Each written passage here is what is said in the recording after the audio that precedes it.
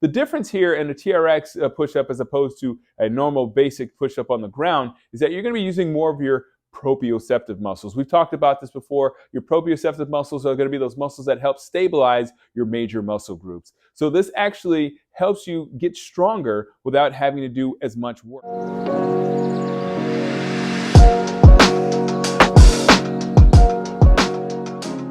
All right, we're going to start another series. I know how much you've enjoyed these playlists and these series that we've been putting out here. So today we're going to be talking about TRX translations. We're starting our series on TRX movements that you can do without a TRX. Essentially, that's what we call a TRX translation, not habloing español or parlez-vous francés.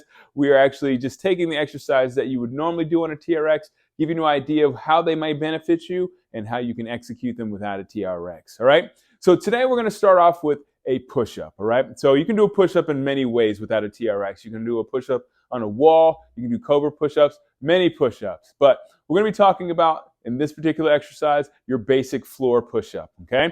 So in a basic floor push-up, you're obviously going to have your shoulders over your hands. You're going to be bringing your shoulders down, or bringing your chest and your shoulders down as you bend your elbows, and you're going to keep your abdominals engaged as you go down to approximately 6 inches off the ground. That is your proper push-up, as you can see here. Now, TRX works very similarly in that you're going to be having your shoulders directly over your hands. You're going to have your abdominals engaged. You're going to try to have your shoulders, hips, and heels in a 45-degree angle going essentially straight down towards the floor. And then you're going to be bending your elbows, lowering your chest and your shoulders down towards the floor, essentially like your push-up. The difference here in a TRX push-up as opposed to a normal basic push-up on the ground is that you're going to be using more of your proprioceptive muscles. We've talked about this before. Your proprioceptive muscles are going to be those muscles that help stabilize your major muscle groups. So this actually helps you get stronger without having to do as much work. So what you're doing is you're using more muscle groups to execute the same movement. So that's why I like the TRX for a push-up. It helps you actually get stronger. If you can do more push-ups on a TRX,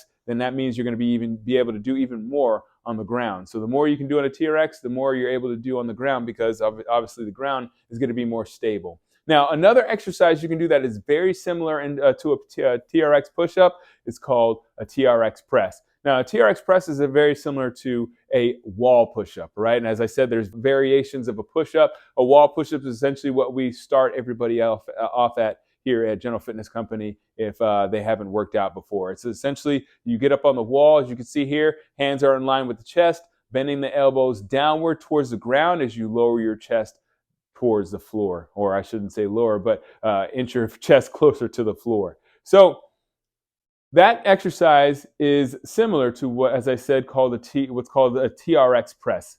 Now, with a TRX press, again, you have your shoulders out and your hands in front of your shoulders, or in line with your chest, I should say. You're going to be bending your elbows, lowering your body down towards your hands, all right?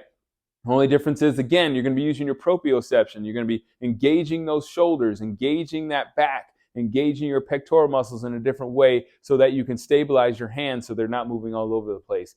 Again, TRX is great for proprioception. You're going to hear me talk about that a lot over this series. You're going to hear me talk about the specific muscle groups that are actually involved in these exercises and why you want to do a TRX exercise as opposed to your basic functional training exercise. Now, of course, if you don't have a TRX, you can replicate these exercises at home, as I said, but I highly encourage you to try out a TRX or get a TRX or borrow a TRX, because it's single-handedly one of the easiest ways to get stronger without adding a bunch of weight or doing a bunch of reps. All right, so hopefully this video brought you value. If you have any questions or comments, feel free to leave them down below in the comment section. I would love for you to check out more of our videos in the future on this particular playlist or any of our other playlists. So subscribe. You will be notified when our videos come out and when we answer your questions about fitness, health, and everything related to functional strength training.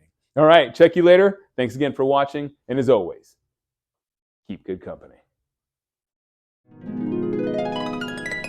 That's awesome!